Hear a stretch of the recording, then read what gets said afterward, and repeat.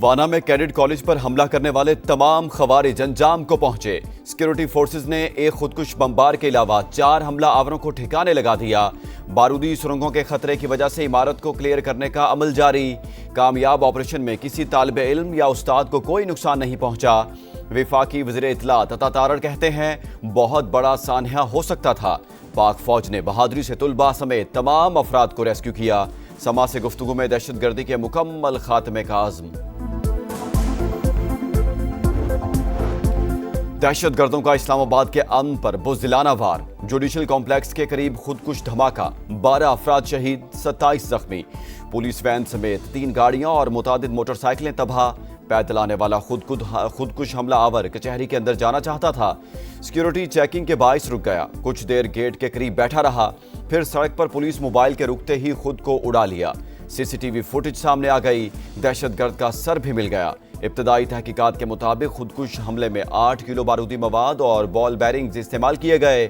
شواہد کے مطابق حملہ آور ایک ہی تھا۔ ہینڈلر، مشتبہ گاڑی اور موٹر سائیکل کے حوالے سے تصدیق کا عمل جاری۔ 92 فوٹیجز حاصل کر لی گئیں۔ دنیا کے ہر دہشت گرد کا ہیڈ کوارٹر افغانستان میں موجود۔ افغان حکومت ایک اکائی نہیں، مختلف گروپ حکمرانی کر رہے ہیں۔ افغان طالبان ہم سے بات کرنا بھی چاہیں تو دباؤ انہیں روکتا ہے۔ بھارت کی افغانستان میں مداخلت بھی ڈھکی چھپی نہیں۔ وزیر دفاع خواجہ آصف کی پروگرام ریڈ لائن میں گفتگو، کہا بعض افغانی پاکستان میں 50 برس سے موجود تھے، حالات انہیں واپس بھیجنے پر مجبور کر رہے ہیں۔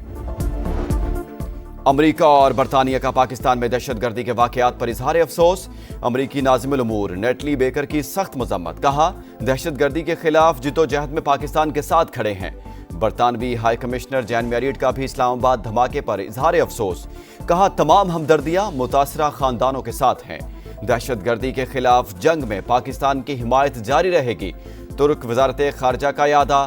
قطر، روس، چین، اردن، ایران، یورپی یونین اور سیکرٹری جنرل اقوام متحدہ انتونیو گترس کی جانب سے بھی دہشت گردی کی مذمت۔ اسلام آباد حملے کے بعد پنجاب بھر میں سیکیورٹی ہائی الرٹ۔ صوبائی محکمہ داخلہ کی حساس، اہم اور گنجان آباد علاقوں میں سخت اقدامات کی ہدایت۔ شہریوں کی جان و مال کا تحفظ حکومت کی اولین ترجیح قرار۔ Afghanistan must understand the lasting peace can only be realized by reining in TTP and other terrorist groups operating from Afghan territory.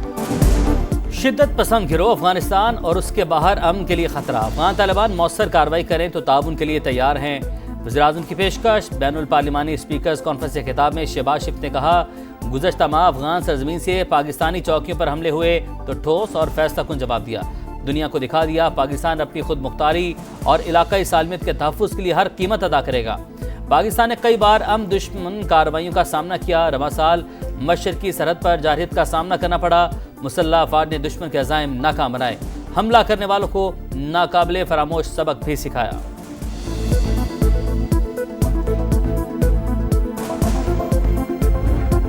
دہشت گردی کے خلاف پوری قوم ایک ملک کے لیے قربانیاں دیتے رہیں گے۔ اسلام آباد خودکش دھماکے کے زخمیوں کا عزم، کہا افغانیوں نے ہمیشہ پاکستان کے ساتھ غداری کی۔ افغانی دہشت گرد بھارت اور اسرائیل سے فنڈنگ لے رہے ہیں، لیکن کوئی پاکستان کا کچھ نہیں بگاڑ سکتا۔ پاکستان ہمیشہ فتح یاب رہے گا۔ ہمیں امن چاہیے، بھارت مداخلت سے باز آ جائے۔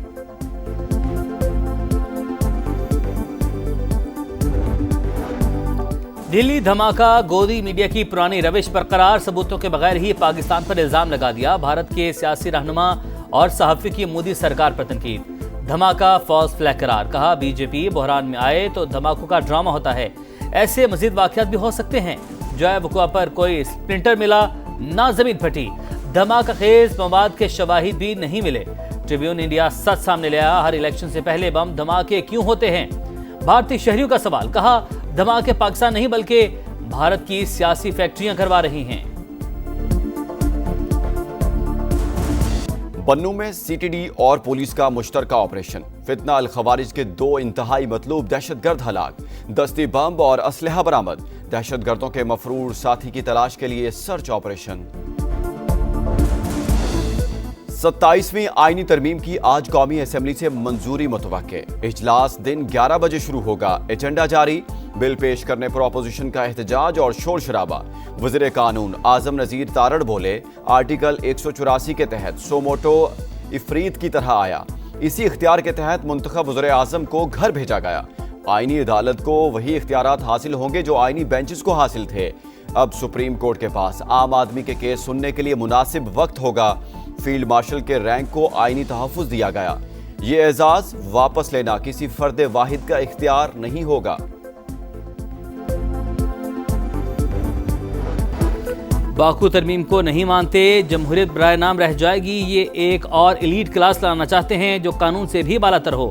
بیرسٹر گوہر کی تنقید۔ اسد کیسر بولے 27ویں ترمیم صرف اشرافیہ کے لیے کی گئی۔ بلاول نے اپنے نانا اور ایمل ولی خان نے دادا کے کارنامے دفن کر دیے۔ عدالتوں کو انتظامیہ کے ماتحت کر دیا گیا۔ اپوزیشن ہر فورم پر آواز اٹھائے گی۔ سپریم کورٹ عوامی حقوق کے تحفظ کے بجائے اکثر طاقتور کے ساتھ کھڑی ہوتی رہی۔ بے نظیر نواز شریف اور مریم نواز کے خلاف کارروائیاں اسی سلسلے کی کڑی ہیں۔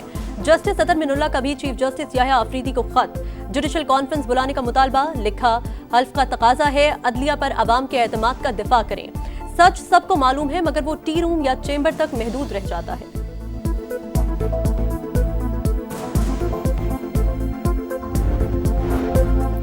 IMF کے تکنیکی وفد کی پاکستان آمد پبلک فائنانس مینجمنٹ، بجٹ اصلاحات اور آڈٹ رپورٹس کا جائزہ لے گا۔ عالمی مالیاتی ادارے کا گزشتہ 10 سال کی ضمنی گرانٹس کا آڈٹ کروانے کا مطالبہ، قرضوں کے بہتر استعمال، اخراجات میں شفافیت اور وفاقی حکومت کے اخراجات محدود کرنے پر بھی زور۔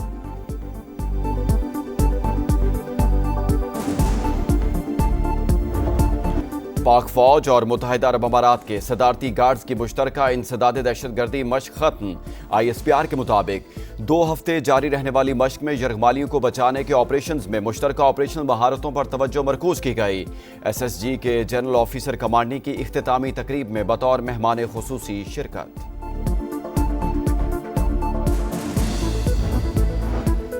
کنڈیاروں میں پولیس چوکی پر مسلح افراد کی فائرنگ، 2 اہلکار موقع پر ہی شہید ہو گئے۔ سعید سولنگی اور غلام حسین راجپر نائٹ ڈیوٹی پر تعینات تھے، ملزمان جائے وقوع سے فرار۔ کراچی میں ایک اور حادثہ، ایک اور جان چلی گئی۔ نارتھ ناظم آباد لنڈی کوتل کے قریب ٹرک کی موٹر سائیکل کو ٹکر، فوڈ ڈیلیوری رائڈر جاں بحق، لاش اسپتال منتقل کر دی گئی۔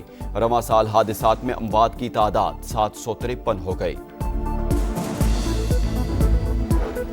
6.5 کروڑ سے زائد مالیت کی چاندی اسمگلنگ کی کوشش ناکام۔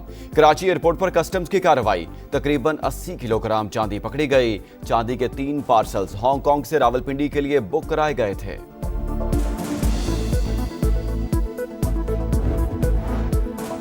اور راولپنڈی کا میدان شاہینوں کے نام، پہلے ون ڈے میں سری لنکا کو 6 رن سے شکست۔ 300 رنز کے تعاقب میں لنکن ٹیم 293 تک محدود۔ ہسارنگا کی نصف سینچری کام نہ آئی، حارث رؤف کے 4، نسیم شاہ اور فہیم اشرف کے 2 شکار۔ گرین شرٹس کو سیریز میں 1-0 کی برتری حاصل۔